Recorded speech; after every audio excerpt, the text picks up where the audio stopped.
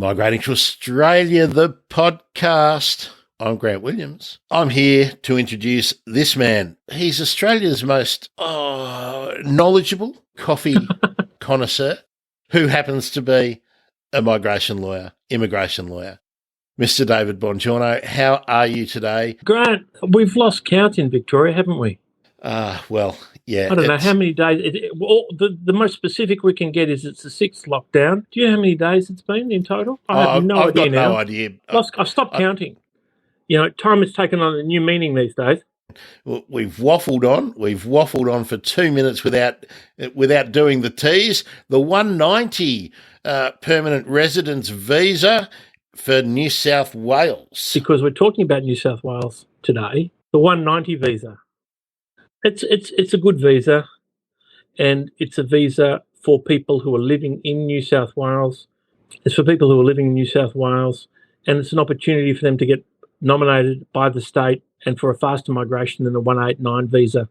And as you know, as listeners know, we can't avoid the key basics that every visa has, and that's age, that's English, it's your occupation, it's the time you spent studying in Australia, the time you spent studying overseas, your Australian work experience, your overseas work experience, your community language. All those factors come into play for the 190 visa, 100%. And you get 5 extra points for being nominated by the state. Now, the 190 visa is processed faster, and what New South Wales does is it's the biggest and the best, and by virtue of the 190 list it wants to continue to be the biggest and the best, and there's nothing wrong with that. We don't mind playing second fiddle in Melbourne, do we? Who wants to be the biggest and the most popular? As soon as you're the biggest and the most popular, you're instantly uncool. I want to be Pepsi, not Coke. That's right. Yeah. It's Pepsi and Coke. We're Pepsi, Sydney's Coke. Invitation rounds we've talked about in past programs. You've got to be invited by New South Wales. You've got to be invited. It's an ongoing process. It's not a process that is calendar diarised like it was during COVID for Victoria last year, or how it's diarised for federal invitation rounds. For New South Wales invitation rounds, they can happen. Hold on, let me stop you there, David. How do you mean diarised? Well, what's happened in the past, pre-COVID, it used to be monthly. Then when they tightened the noose around migration, it became quarterly. During COVID, it's been sporadic. But do you mean the offers were made, or the applications opened? The invitations to migrate under a state program, under a territory program, and basically with New South Wales, it's rolling. It's rolling. Last migration year. So there's not set dates that they release, that some poor person is sitting there going through the applications and going, this one, yep, and then they're writing the email and sending it out straight away.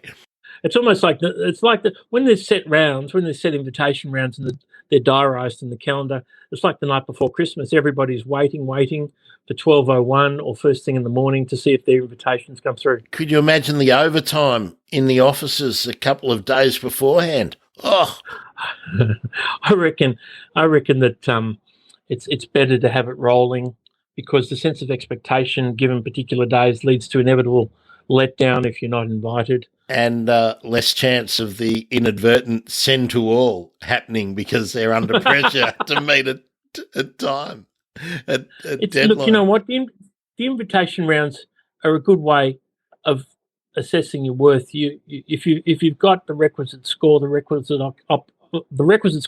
occupation, you'll stand a chance of being invited. The higher up the tree, the more points you have, the better. Now, to be eligible for...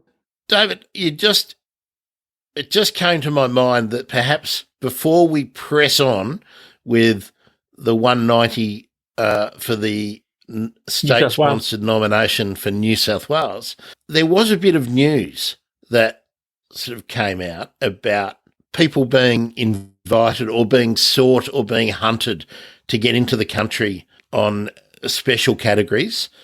Can we just touch on that quickly? Like the Victorian need for medical staff and the agricultural workers visas. Are they generally open for people to apply? No, not the agricultural visa, not yet, but that's going to be, what do they call them? Stakeholders, country stakeholders. There'll be people from Southeast Asian nations that will be eligible to apply. People from Africa will not be eligible to apply. Southeast Asian Pacific Island nations will be eligible to apply for the agricultural visa. To make it clear for listeners, because we'll do a dedicated episode when it comes out. But I'm raising this because I did get a bit of correspondence during the week about someone wanting some help. If you are not from one of the countries that already has an existing kind of agricultural worker arrangement that has happened previously, it won't be happening anyway. So if you're from Lagos and you want to come on an agricultural visa, it's not going to happen because you're from Nigeria, you're not from Vietnam, you're not from Vanuatu, you're not from the Solomon Islands. Tonga, Fiji. So we're talking about our near Pacific neighbours and countries in Southeast Asia like Vietnam and Thailand. Correct. And that will provide there'll be unskilled, semi-skilled, skilled, and they'll have pathways to permanent residency, which is wonderful. It'll be an incentive for them to come. That's the new thing, isn't it, really, that has been brought in, that a lot of the agricultural farm worker visas did not offer. That's right. Any kind of pathway for a lot of permanent residents, but this time they do. Working holiday people would do their 88 days in the bush to get a second working holiday. This will keep, or it's intended to keep people unskilled, semi-skilled, skilled in the regional areas to perform the requisite work, and their reward, their incentive at the end of it all is permanent residency. And their likelihood of staying in the region is greater because they have to go through the process on or inland, on farms. And what happens is that the likelihood of you moving is reduced if you've got stable work and you've got permanent residency. There'll be conditions almost certainly attached to the permanent residency of these people to stay in the areas, or if they want to move to, more than likely, to other similar locations. We might just point out, again, before we get to the New South Wales state-sponsored 190, again, Galar time. We'll do Galars and Drongos in a second, but for the agricultural workers, there will be apportionment for states, as it's not just a blanket national scheme and you then get the opportunity to go wherever you like. It's going to be really heavily targeted to regions that need the workers. Which is a good thing, Grant. Yeah, it's a good thing. Definitely. Because farmers have lost out. And, we have views on how farmers treat visa holders, and we hope that this program, visa holders are treated a lot better than they have been as working holiday or work and holiday visa applicants, visa holders. But we'll also be looking particularly for people who are skilled in a particular agricultural sector and to then transfer those skills. That's right. Here, and because it's seasonal and because we're at the bottom of the world and some of the other countries are at the top of the world, you might find that you will be following the seasons home and then Australia and then back home and then Australia. So it's a really interesting thing. When law and policy is finalised on it, we'll do a detailed. We'll go right into deep dive. The other thing I want to interrupt you with, David, is Victoria has said they're looking for a couple of hundred medical specialists or highly skilled medical personnel to come into the country. This is opinion, David. Do you think that other states will go down that road because of the pressures that the latest outbreak are bringing? And do you have any thoughts, any inside knowledge about what kind of people, which jobs are being targeted? I don't have any inside knowledge as such, but I think other states will watch closely to see how the program goes here, and will almost certainly follow. Doctors and nurses, or doctors, are still bringing a lot of doctors in for private clinics, private practices in, not regional areas, but regional areas, rural areas.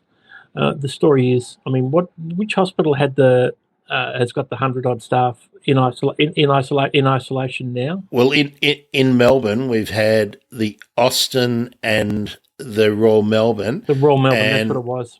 And in New South Wales, they have 3 or 4 hospitals where they've had COVID exposure just through waiting rooms and visitors and whatnot. So inevitable and unpleasant and unavoidable, really. But it means if they bring people in, they'll be fast tracked, which is good. Visa to hospitals, visa to clinics, big clinics in rural regional areas. We're going to watch that space to see what happens. But New South Wales, Queensland, the rest of the country will almost certainly be following how it goes here.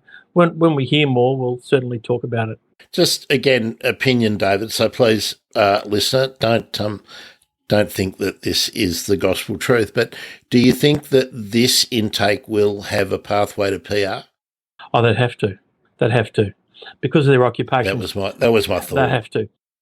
General medical practitioner, nurse, they have existing pathways.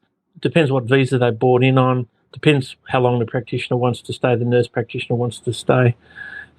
There should be a reward as such of state or territory sponsorship or independent migration. Depends on the visa they come on. Depends on what their purpose is here. So there we are. 190, New South Wales, state-sponsored migration. Look, you've got to be there. You've got to be there. This is one of the big things about the state sponsorship. It's not greener pastures. Oh, Victoria's doing STEM. I'm not STEM. Let's go to New South Wales. It's not that simple. It's designed. So, but basically, sorry, Dave, it's just like last week's episode with the medical graduates for this year. It's only open to you if you're onshore. It's only open if you're onshore and if you're in New South Wales. And if you're actually on location in New South Wales, right. In Sydney, in Bathurst, in Gosford, in Griffith, in Broken Hill, in the suburbs, in Parks. in the regional areas and rural towns. We'll do the 491 next week because that's complicated and there's a lot more to it. But the 190 is a fabulous opportunity if you're there. If you're there. If you're not there, you don't bother. I see people who want to move from states to territories and, they've got time to move from states to territories. But if you're looking for permanent residency by way of a 190 from New South Wales, you've got to be eligible for the 190 to begin with.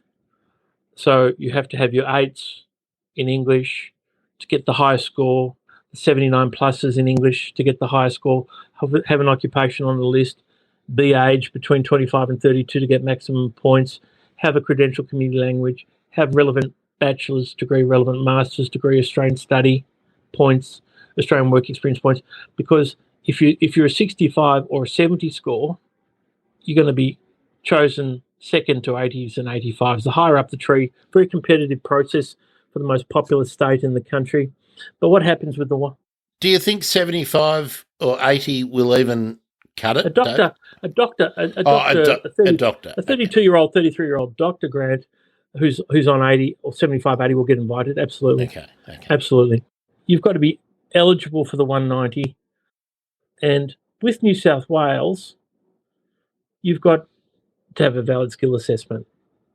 Now, that may sound simple and easy. A skill assessment is a verification of your qualifications and work experience. It's got to be valid. And unless it specifically states it's valid for 2 years, they're valid for 3 years. With migration, you can't let your skill assessment lapse because then it's a disaster. You'll get rejected. You won't be chosen. If you're chosen and your skill assessment expires before you're chosen, you've got to have a valid skill assessment. Okay. Now, the target sector for New South Wales, they're looking to fill professional, trade, managerial, technical workers, support workers. But it's not easy to get a 190. You've got to have a job. And you've got to have work experience. We always sort of gloss over that, don't we, David? Yeah. It's not a pot of gold at the end of the rainbow by finishing your course and being there. It's more, you've got to have the work. For the 190, you've got to have the job. Is the level of salary a factor in this one? That's a great question. It's a reflection of whether it's a valid job. If you let's use the ubiquitous accountant. And we have talked about. Just sorry, David. We have talked about this in other episodes where we've talked about the points and also general skilled migration. We've talked about the level of salary that you have to have, and the question is aimed at, as you're going to, if you're an accountant, you must be getting paid properly what an accountant is paid. The amount that is advertised on all the sort of job websites and whatnot of what a full-time accountant wage is. So what did we say with an accountant? I think it was if you're being paid $47,000 and you're classified as an accountant full-time, you're going to have trouble. That's I think we were saying it was getting close to 60 grand, wasn't it, for an accountant? 55 to 65,000. Well, something that the market reflects. The rules and regulations are different for the 482 visa and the 186 visa. If you're working $19 an hour as an accountant, you're not working as an accountant. You may be titled an accountant, you may be doing job duties as an accountant, but that's not a legitimate job offer. The thing is that if anybody has a job offer, they need to send it through to me to have a look, and I can tell you whether it's a legitimate offer. You look at the contract, look at the position description. Now, you've got to be residing in New South Wales. That's something that's really important, and we were touching on it earlier. The story is Victorians are not eligible for it because they reside in Victoria. Victorian applicants, New South Wales applicants can do it off a 485 visa if they're based in New South Wales. David, what happens with someone who, and this is COVID times, right? So it's COVID times. And lockdowns and border closures and whatnot. What if you're living in New South Wales normally, but you've gone on a holiday or something and then you've been locked in a different state? For instance, if you came to Victoria and on a holiday, actually, it wouldn't count for New South Wales, but let's just say because they're a red zone, they're not going to stop anyone from Victoria going in there at the moment. But let's just say that they did and you couldn't get back to New South Wales, but you could still work online. Yeah. Would they be saying you're still working? It's a great question. Great question. You'd be at every stage trying to get back into your territory because that's where you're paying rent. That's where your cat is, and your cat's not going to be too happy if you can't feed her. And your yappy dog. That the neighbour stops bringing water to and leaves tied to your back garden post. Look, you know what? Basically, I'm telling people not to travel. Only travel in the event of emergency. And if you have to travel in the event of emergency and you have to leave the country, apply for permission to return before, these are temporary residents, to apply for permission to return before you actually leave. Because if you travel and you leave the country on a temporary visa, you're not going to be allowed back in most circumstances. And it's the same at the state level. People were saying to me, I want to go on holiday. I'm in Sydney and I want to go down to Hobart. I said, no, don't. You get locked out. You'll get locked out because there's too much unknown about how. Look at Memphis, that kid. How long was Memphis locked out in New South Wales for? 8 weeks, 10 weeks? Let's not talk about him because he wasn't actually locked out. They never applied for a permit. So they rocked up to the border and he didn't have a permit. Now, if he had a permit, he would have been allowed in. The rules are you need to have a permit. That was rubbish. That just shows how our media swallows the line of the victim and the naughty government. All you had to do was go online, apply, get your piece of paper, show it to the officer at the roadblock.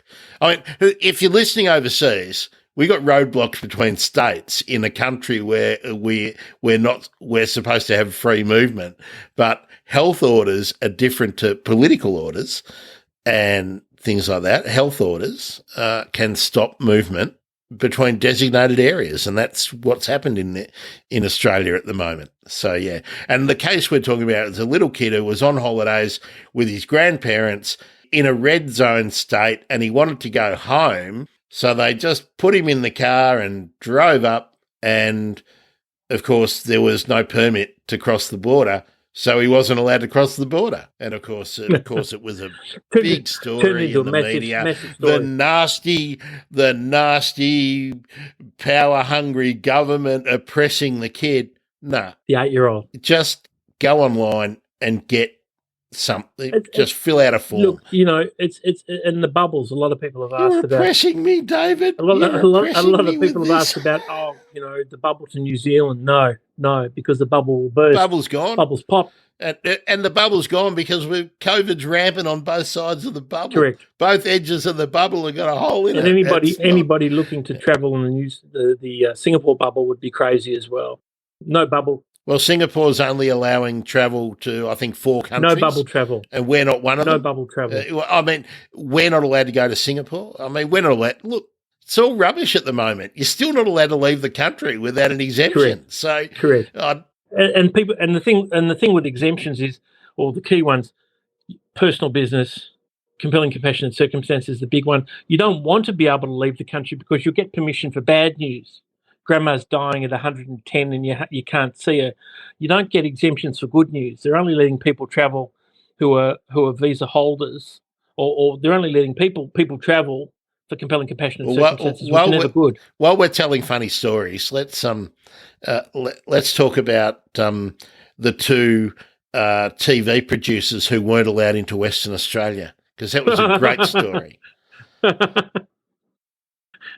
And a certain president or ex-president of a football club, followed by one of us. Now, I've got to couch it because any Australian listener will know what we're talking about. But for international people, we have this personality, this gentleman in Melbourne. He's a self-made man, and he's done very, very well. But he's overstepped the line. And was the president of the most popular football club in the country. But not only that, he is on every committee and is a TV host a TV host and got a breakfast radio program. So his nickname is Eddie Everywhere. And a lot of people are sick to death of him. Now, he wanted to go and call a football match in Western Australia, and Western Australia has no COVID at the moment. So they're basically not letting anyone from over this side of the country into Western Australia. Correct. But of course, the gentleman we're talking about calls the football matches for a TV network, and he wanted to go to the football match, but he wanted to take his 2 sons, and on the application for the permit to enter, he wrote that they were his producers. Crazy. So the bureaucrats were awake to this, and they just said, pull the other one who plays Jingle Bells, and they refused the permit and said, you can't come in. So he's now Eddie Everywhere but WA. So there we go. We've chewed up a good couple of minutes on that. Fellas, everyone, boys and girls, it's hard work in lockdown. We've got to have a giggle. We have to, because if we don't laugh, we cry. But yeah, and we don't want people crying in New South Wales. If you're there, if you're resident there, if you're eligible and you've got an occupation, you can make application. You've got to, now, you touched on it before about salary levels. Back on track. David pulled me back on track. It's usually you pull me back on track. But I mean, that's a valid point, and it bears repeating again. Salary, position, duties. Your title is important, but it's not everything by any means at all. A lot of people call themselves engineers. Esquire. Yeah, a lot of people. You mean that title? Yeah. People come to a building site and they're an engineer and they're in overalls or they're in a suit or they're in plain wear. There's different types of engineer. There's different types. You've got to meet the requisite standards for skilled employment in your occupation to be able to claim the points, to be able to get the skill assessment, to be able to progress through the system and get a 190. Let me ask you a silly question, David. Has the occupation list for this round of invitations or applications been offered been changed? No, New South Wales, what happens is it's rolling invitations, as we were saying before, but New South Wales has their target sector for managers, professionals, tradespeople, support people. So effectively, they've taken choice occupations from the short-term skilled migration occupation list, and you've got to be having the job or being continuously residing in New South Wales for at least 3 months. Now, that's the or. So you either have, if you move up, and I say this to people listening, and I want people to think carefully about this. If you move up to New South Wales, if you can, or when you can, and you've been in New South Wales genuinely and continuously, these are the things they assess you on, your genuine and continuous presence in New South Wales. So if you've moved up from Victoria and you put an invitation in, you put an expression of interest in and apply to migrate, apply for New South Wales state sponsorship, they'll look at you and see you spent 4 years doing your bachelor's degree, master's degree, and your 485. And if you're 3 months into New South Wales, you're not going to get invited. No chance. No chance. Because while you can move, you can move. When you move, and if you can move, the movement itself doesn't render you eligible for the state's criteria, satisfaction of the state's criteria. Yeah, there's going to be a fair bit of discretion involved in making the choice. Every state and territory is preventing state and territory border jumpers. And that's how New South Wales does it. So you would literally, if you're on a 485 and you can move, you'd be wanting to wait 6, 9, 12 months before you considered 190 nomination in New South Wales. But by then it could have changed. So anybody thinking about hot-footing it to New South Wales now and applying in the next 3 months stands no chance. What they're wanting is a demonstration of your commitment, even though they haven't got a time limit or a time frame put there. It's like all of the other state-sponsored visas that we've talked about in the past. You need to demonstrate a commitment to what you're doing, not only to your profession or to your occupation, but to the state or to the region, and discretion. Discretion is what's going to happen here. So employed there in your occupation.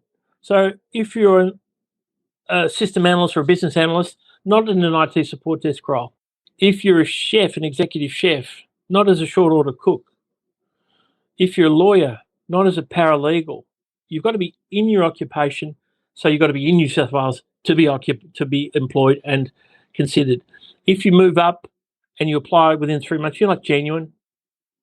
6 months, 9 months, they go, oh yeah, that person's committed, then you might be eligible. But in 6 to 9 months' time, the list changes, and so you've wasted your network in your state you've left, you've wasted your time with the people you know from the state and territory. So if you're in a state or territory and you want to move, think really carefully about it, because it's often starting from scratch. For this visa, David, is there a length of time that you must reside in? 2 years. You get a 190, it's a commitment to stay in Victoria. It's a commitment to stay in New South Wales for at least 2 years. And they work on the premise that if you stay there for 2 years, you're less likely to move, because PR goes for 5 years, as listeners to the podcast will know. And when you get citizenship, 4 years in Australia, 1 year of PR, the fourth year applying, 3 years before can be temporary or permanent.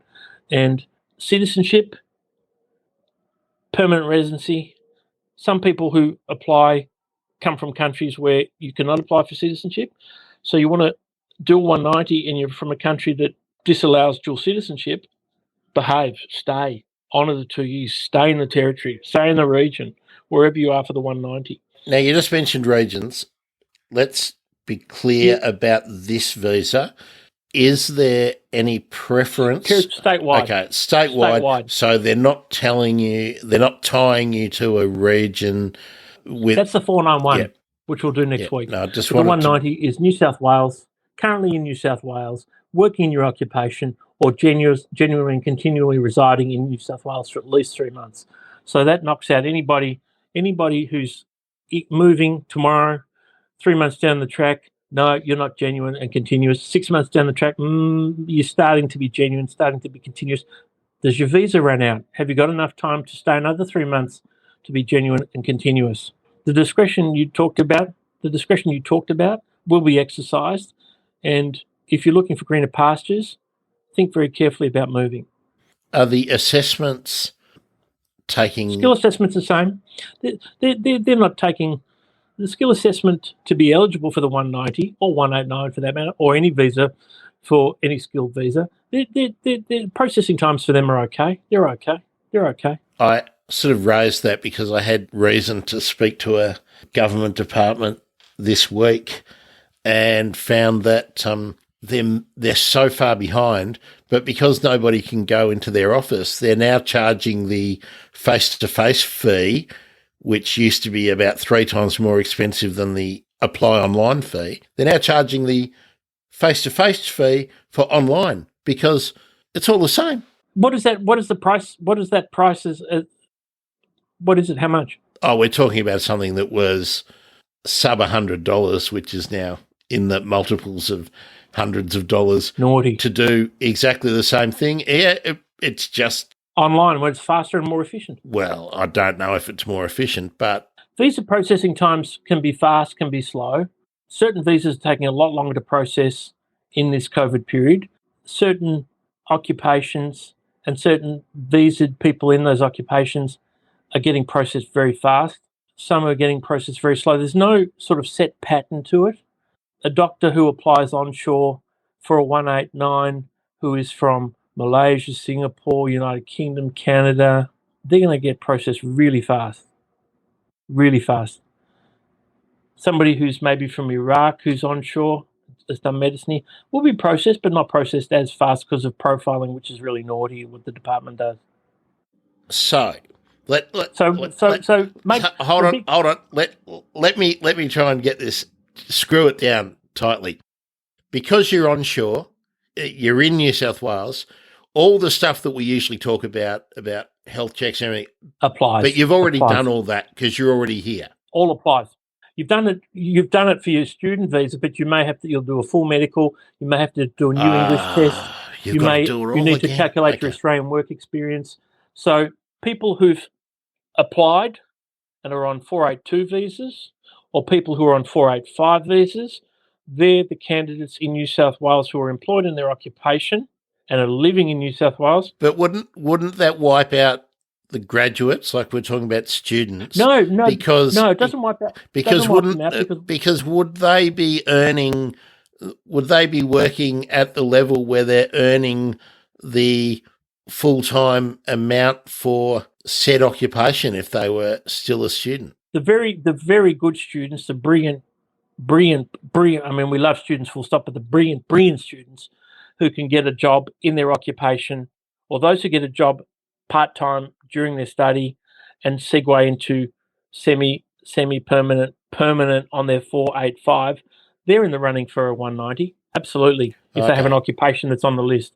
If you're a gun IT professional, if you're a gun health professional, like doctors, nurses. Because I just thought that the salary level would preclude them, because if they're only part-time, they can't be getting the full-time wage.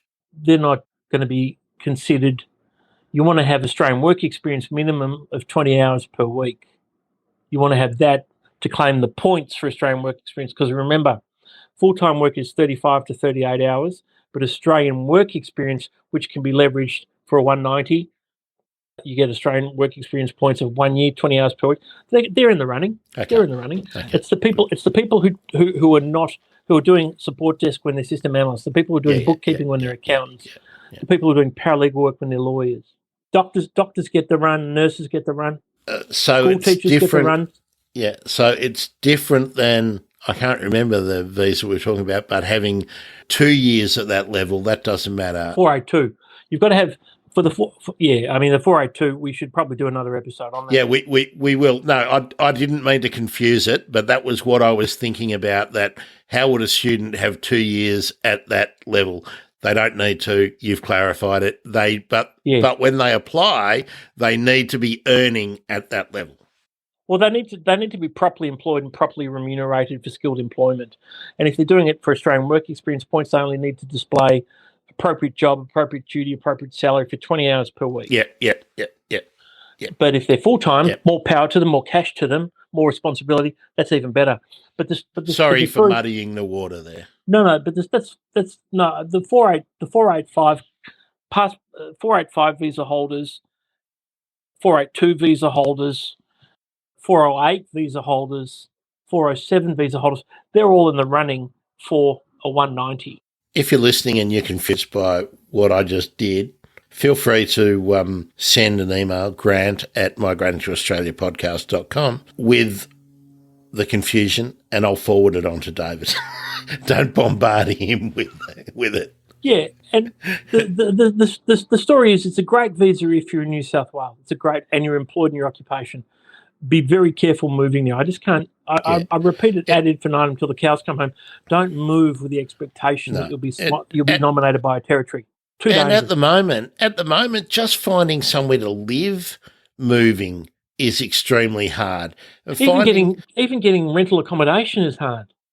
That was what I was talking about. Not only rental accommodation for flats and whatnot, people can't get into campsites and whatnot because everybody is stuck, and people have moved to the regions to get away from the cities, and it's put pressure on everything. It's just, I'm not giving anyone life advice, but I don't think it's a very good time to be moving anywhere because you don't know what's going to happen tomorrow. Too many variables. Look at all the people who have been stuck with border closures, and then you think, well, I'll just fly I'll just get a ticket, and then you find that the ticket that you budgeted for at $4,000 is now $28,000, or just don't. Unless, of course, you're a producer for a TV show, for Channel 9 and Triple M, or a radio program. I mean, once upon a time, that person was a bona fide journalist who worked for Australian Associated Press. Remember how he started doing scoring for Australian Associated Press? So he's a legitimate journalist, but he's more of a businessman than a journalist now. Once upon a time, he was a battler, mate. That's it. He wouldn't recognise the suburb he comes from now, would he? Couldn't get out of there quick enough into Silvertail land, mate. Could not happen fast enough. Once again, when we talk about these visas, buyer beware. We're not dispensing legal advice. We're talking about the steps required. How you interpret the steps, if you do it yourself, is up to you. You live and die by your actions in migration. That's why it's always wise to engage with someone like me professionally for the service, or an immigration lawyer, or a registered migration agent here in Australia. David, people listening, registered migration agent. Now, yep. And if people want to engage with me, I'm very happy to help them. As an immigration lawyer, I'm allowed to give Australian immigration advice to anybody, anywhere, as are registered migration agents. Registered migration agents in Australia are regulated by the Migration Agent Registration Authority. And the story is, there are some wonderful, just as there are some good lawyers and bad lawyers, there are good migration agents and bad migration agents. I know friends of mine who are migration agents, and they're absolutely amazing. Since 2006 to March of this year, I was both double regulated as a migration agent and a lawyer. So we're the only profession, the only area of law double regulated, double insurance, double CPD. Okay. So unnecessary costs. Don't even worry about it. If you're seeing someone who is MARA registered and they call themselves a migration agent, that's beautiful. That's all right. That's legit. And the story. And if you're seeing a migration lawyer like David, who is an immigration/migration lawyer, that's fine. Yeah, absolutely. Legal Service Board is who I'm accountable to. Migration Agent Registration Authority is who registered migration agents are accountable to. I've been doing it since 2006. Before that, I was a criminal defence attorney. When you want to look, if you want to use a migration agent, the first two digits of their number, their registration number, tell you when they began practice. Now, David, I am just going to kind of try to wrap this up. If you're considering moving to New South Wales, don't. Please talk to someone like David before you even make any kind of move. Me or someone like me. And remember, a recap, if you sort of dozed off because we've waffled a bit or something, a recap of the important point there. You move, you've got to be genuine and continuous to be eligible for consideration for the 190 in New South Wales. 3 months in, you're not. 6 months in, you're not. 9 months, you're starting to show it. But what if your visa runs out? What if you've already had a year and a 485 in South Australia, Western Australia? So moving doesn't necessarily lead to greener pastures. The other point is, if you're already there, you've got to have a job and be living there. Now, having a job and living there in your occupation, you've got to be in your occupation. That's really important, all right? And you've got to substantiate that with work experience, documents, tax documents, contracts, reference letters, position descriptions, testimonials, Pay slips, group certificate, everything, all right? Now, in terms of being eligible, you do it yourself, you make the call. It's always on those heads we've talked about. Age, English, Australian work experience, education, status single, status married, status Australian partner, non-Australian partner. The point category, the point table which you've gone through and will always go through because it's part and parcel of the skilled migration program, you've got to have the points. You've got to be eligible. You've got to be in New South Wales, working in your occupation, living there, or be genuine and continuous. And that's not you're not genuine and continuous for your first 6 months, really, if you've lived your whole migration life somewhere else. When you put your EOI in, make sure it's accurate. Make sure everything on it is, well, my test is this, Grant, we've talked about it. If I put an EOI in for a client, I work on the assumption the next day they'll be invited so that we can apply the next day. That's the test. You got to have all the documents, everything ready to go, everything ready, submit. Everything ready to go. And then you cross your fingers if you're doing New South Wales. If you satisfy the New South Wales criteria, the 190 criteria, cross your fingers and wait for an invitation. Then you've got 14 days to apply. All the same things we always talk about. And because they're all the same things we talk about, they're interweaving, their interplay is different in different visas. So don't be confused. Now, you already have a visa for whichever category you are in. So that means you've done a health check and you've done a police check. Do they need to be updated? Health checks last for 12 months. Permanent residency, you need to do a new application if you don't have a valid full health check. The story with police checks, they have a life of 12 months. If they've run out, you'll need to do new ones. The Australian Federal Police check is required for permanent residency. Your countries you've spent 12 months or more in the last 10 years are also required. And that can lead to a long processing time if you're 189, 190, 491, whatever you apply for. If you're requiring overseas police checks, because of COVID, they're taking a long, long time. Anything else we have to go over, David? I think we've got them all. Dig deep next week on the 491 because that's got many phases, many stages to it. And the 491, people from other states and territories can apply in the third stream.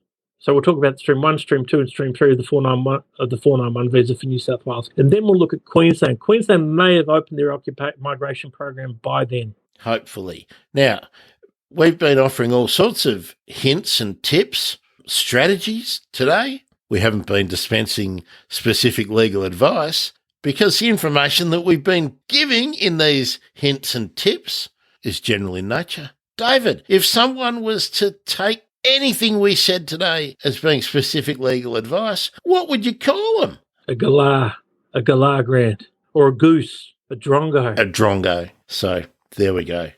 Don't act on something before you have sought appropriate advice specifically for you. One way you can do that is to reach out to Mr. David Bongiorno. How do they do that, David? Direct message me at Twitter, the fastest way, at David Bongiorno, DavidBongiorno, all one word. A lot of people have been doing it, which is fantastic. And the story is that that's the fastest way. Nobody's left us a review for a while, David, so hopefully someone will go and give us some love. Love us. Some love, love us. Or hate. Love, hate. Remember Bill Nunn in Spike Lee? Was it not she's Radio Raheem? Not She's Got to Have It. I can't remember which Spike Lee film it was. I'm amazed at how many people I see who have got love and hate tattooed on their knuckles, mate. Well, there was Bill Nunn, Radio Raheem in Spike Lee's film, but there was also Night of the Hunter with Robert Mitchum. Freaks me out. Love, hate. Love Hate. And Max Caddy, Robert De Niro in Cape Fear, didn't he, as well? Those three movies off the top of my head. Yep. And I think was one of the dudes in Romper Stomper as well, I think. So it's never ending, mate. Never ending. Never ending. And look, see, I've got my mate, because I've been locked up for so long in this room. It's terrible. It's terrible. Hey, no matter wherever you are in the world, chin up, put your mask on, go and get your vaccines if you can. It will pass. Are you Pfizer vaccinated? No. I'm AZ too. So because we're old. Before they shifted the goalposts, we're both AZ vaccinated, and no side effects from me. I had a rough time with the first dose for a couple of days, but it's small price to pay for knowing that the likelihood of something serious happening is very, very low now. That was the only benefit of having had cancer, David, was that I jumped the queue for a vaccine. So, yeah, you could call that that would be the only that's advantage, the silver lining, yeah.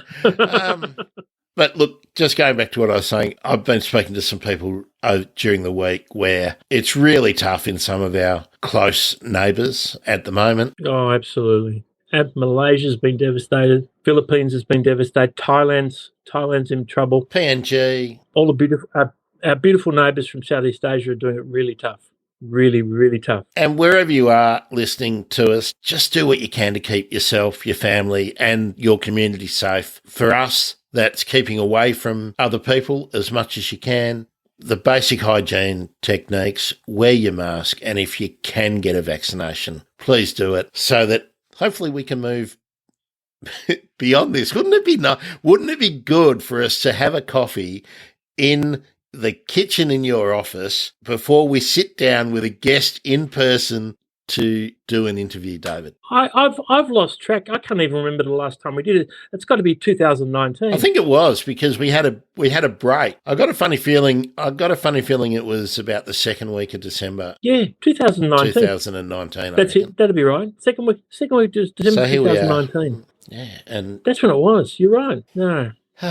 Well, look. So, David, I'm just lost for words. It's that time of the year in Australia, in Melbourne, with footy season. We're about to go into the horse racing season. All these things that we usually look forward to. That the spring weather has kind of arrived. They've disappeared, and it's all like, oh ho hum, will I put pants on today? I had a Zoom meeting with a couple of clients the other day, and we got talking to clothing, and they stood up. And they had their tracksuit pants on. Tracksuit pant sales are booming. Well, David, I don't know if you've seen this on Twitter, but it's been my badge of honour since March last year. No, March last year? Year before, isn't it? I can't even remember. Yeah, 2020. Since that lockdown in March occurred, I have not worn anything but tracksuit pants, shorts, or my underwear. In that entire time, I have not had to put on anything remotely businessy, and I'm rarely even bothering with a shoe. And am I proud of it? I don't know. It's just a fact. How will people return to sartorial splendour of the past? They won't. I never will. The mold's been broken. If you want me to turn up to something wearing a jacket and tie, I'm not coming. Sorry. Oh, sorry. Perhaps your funeral. Otherwise, I'm not coming. If I can't turn up to your wedding in a t-shirt, it's not a wedding I want to go to. All you've got to do for me, if I predecease, don't you like that legal word? Predecease. Yeah. If I predecease, you've got to make sure Barry White's love theme for my coffin carried out. Oh, I can't believe some of the rubbish you listen to, David. I cannot believe some of it. Barry White's the greatest. What if you look at the Pictionary of the word mellifluous, Barry White is there. No, if you say mellifluous, I think of the Australian magpie. Yeah, Who? That's Barry. I think Barry White. We'll have to people. Both you and I going for a quick dictionary definition check. Where is it? It's did you get pecked by a magpie? Cockatoo. Finger. Cockatoo. You got bitten. They bit you. Sulphur-crested cockatoo.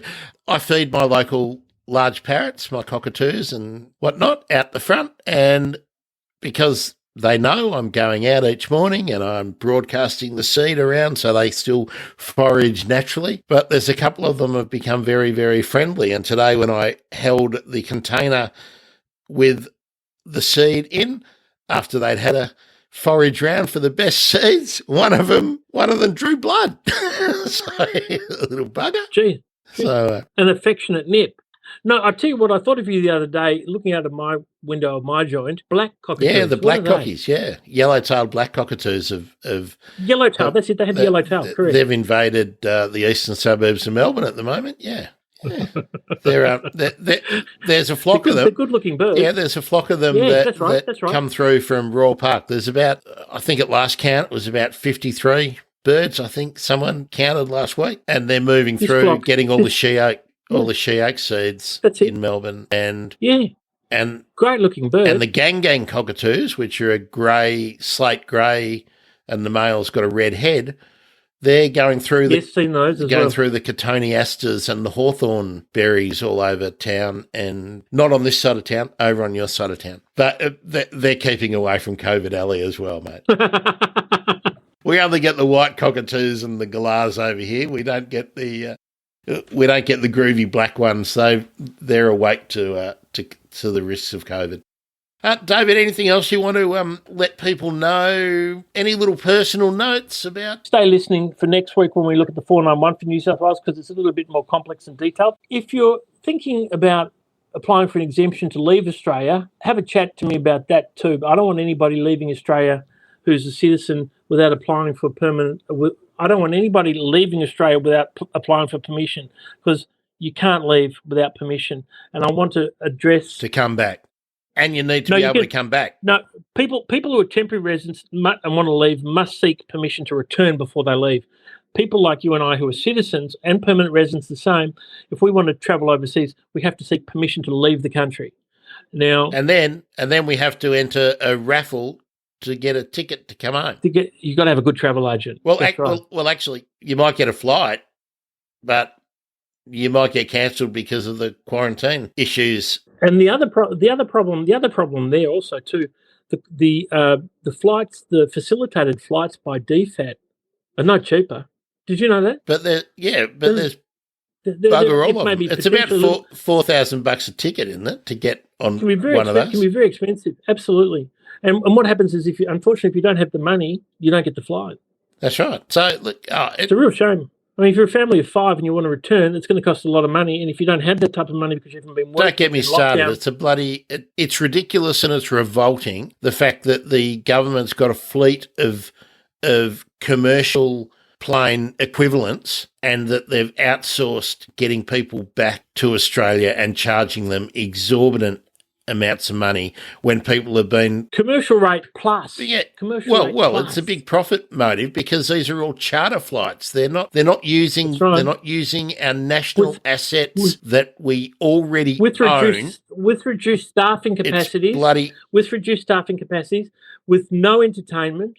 No onboard entertainment. Bring your own food, yet you're paying top dollar. It's bloody appalling. People have been sleeping on couches in tents. Don't have the money because they haven't been working. It's bloody appalling, and at the risk of being totally over the top, our government in the last year particularly has let us down. But having said that, we're very privileged in the position that we're in, being here. I don't know how anyone who's stuck in South America at the moment would be feeling. I saw someone... Did that couple make it back on the boat?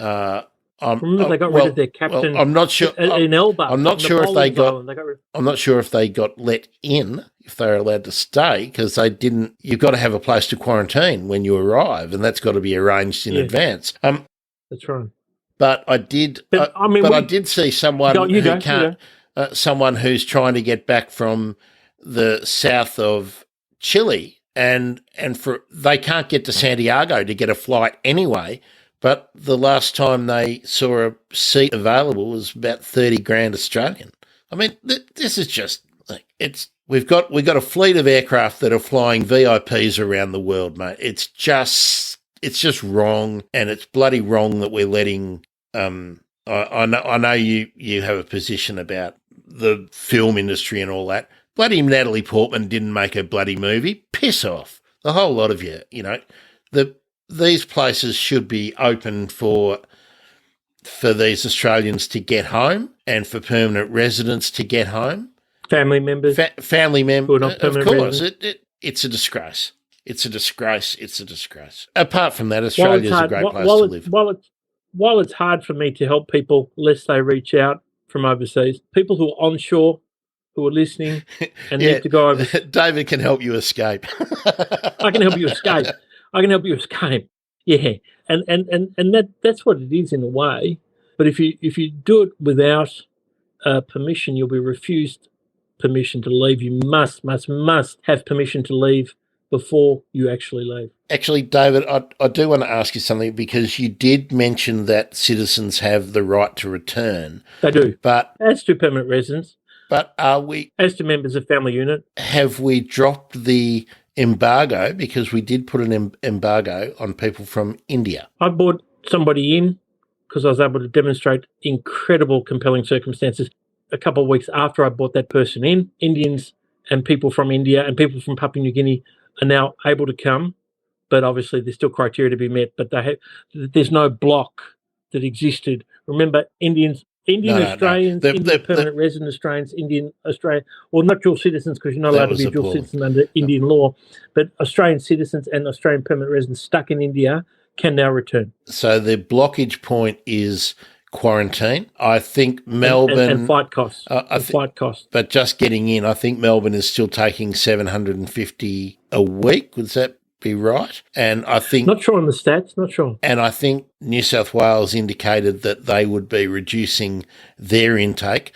So that amount includes all the business travellers that are getting the exemptions that you... Get for them. Are helping. So it might only be a couple of hundred a week who are the stranded Australian being able to get back anyway. So don't go overseas. The story. Don't go overseas. Yeah, don't go overseas. Don't holiday. Don't visit a bubble, because that bubble will inevitably burst. It'll pop, and you'll be stuck where you are.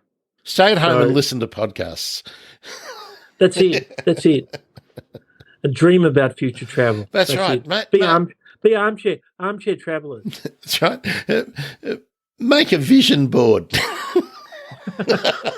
I use Pinterest for that. We'll have to cut this from the potty. David. No, we're not cutting. I'm not cutting out our engaging discourse with our loyal listeners. David, we're done, I think. Migrating to Australia podcast. I'm Grant Williams. He's David Bongiorno. I'm David Bongiorno. Don't forget, David Bongiorno at Twitter for serious migration issues. Ciao, everyone. Bye.